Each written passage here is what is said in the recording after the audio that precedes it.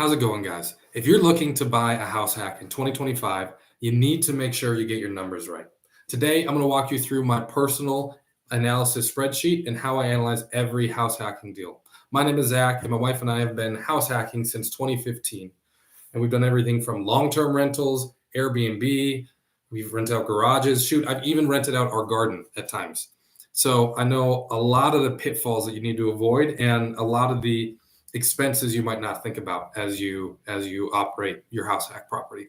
So without any further ado, let's jump right into it. Let me share my screen and we'll start talking about this property. I pulled up an example property on Redfin. Redfin's my favorite tool. I'll tell you about why that is in a moment. But this is just a property here in the west suburbs of Chicago, and it's selling for $599,000.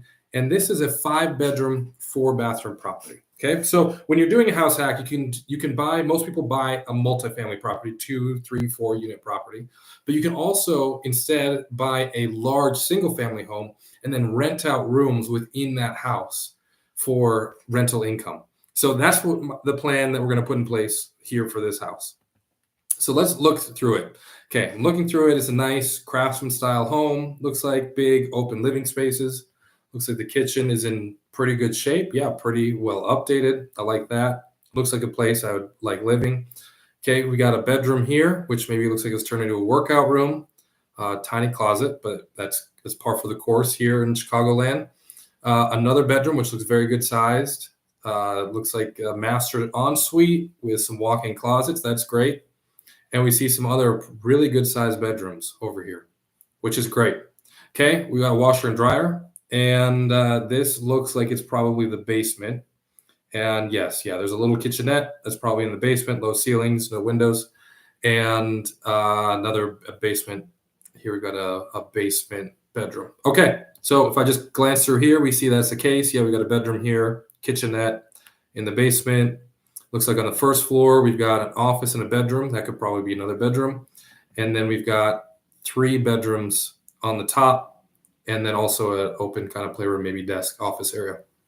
Okay, so let's start breaking down this property and what I'll be looking at. So I already pre-filled the numbers just for speed, but what the strategy I would have here is to live in that master ensuite that we saw over here. And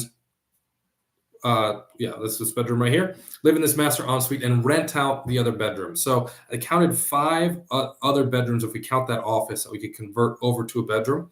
And market rate for this is probably $700 to $800 a month. So I'm going to just assume $700 a month going towards that, going in our pocket from rent. Just assume the lower, and if we get more than that, great. And then in the basement there with that little kitchenette, that makes me think that you could pretty easily put an Airbnb down there. That would probably bring in about $1,500 a month on average for this local area. So all in, this property, while you're living there, could kick off $5,000 a month. That's pretty awesome. Now, the problem is most people look at that and then they look at the monthly mortgage payment and they say, okay, great, I'll live there for free. Not exactly.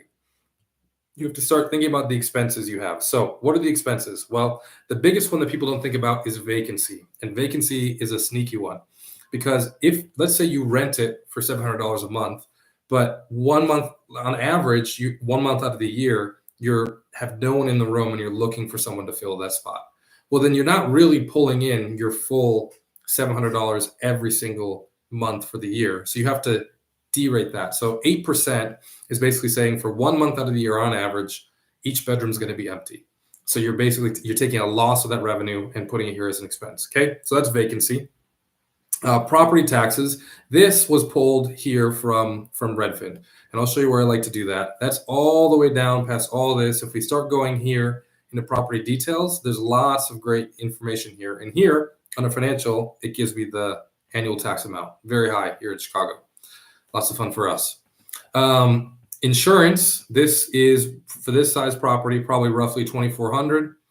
Might be as high as $3,000. We'll stick with that for now. This was an estimate from Redfin. And then maintenance and repairs, it looked like it was in great shape. So I'm going to only put $2,000 on average for repairs. Some years you'll pay that, some years you won't, some you'll pay $6,000. And then HOA fees, there's none. Lawn care, you do that yourself. Utilities, So in a renting out a room scenario, a lot of times utilities will be included for your tenants. And so those will be you'll be on the hook for all of those. $500 is probably high, but it's better to estimate high and not be surprised. I've seen a lot of people get into a lot of trouble with their homes because they were used to paying their utilities on an apartment complex, maybe $100 a month, and then they get $600 a month utility bills in their house that they didn't budget for. So that's a key one to verify with the owner before you buy.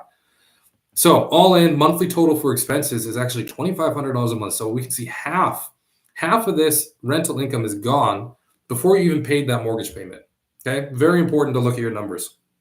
So let's now look at the purchase of this. So if this is a $600,000 home, let's say that we can negotiate it down. We're going to get it down to $590,000. Okay, so we buy it for $590,000. That means, and we're going to put 5% down, just 5% down. So it's about $30,000 down. Look, interest rates right now, right around 7%. And because we're only doing 5%, that means we have to put PMI on there, private mortgage insurance, which is basically insurance that insures the bank in case you default. In case you foreclose, they make sure they get paid. So it's not insurance for you, that's insurance for them. If you put less than 20% down, you have to have it. So that's why this calculates that for you. So your monthly mortgage payment is going to be $4,079. All right. Then down here, if there were renovations that need to happen, you can put those in here. We don't have any, but you can see if you added them in here, then they'll start adding to your rehab costs, which add to your out-of-pocket, what you need to come to purchase a home. So that's something you can use with this. All right, so let's look at this. This is the financial analysis. This tells us everything. So income $5,000. Our fixed monthly expenses, that's your mortgage, taxes, insurance, HOA. This is everything that comes out for sure every month. That's $5,500.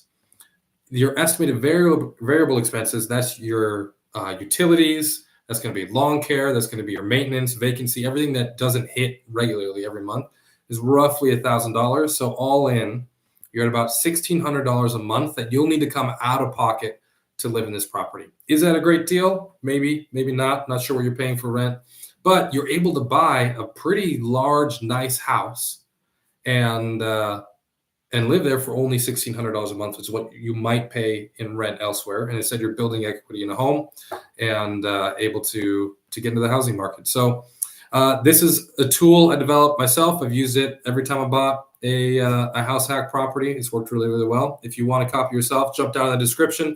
I'll put a link down there so you can get it and play around with it yourself. And happy house hacking.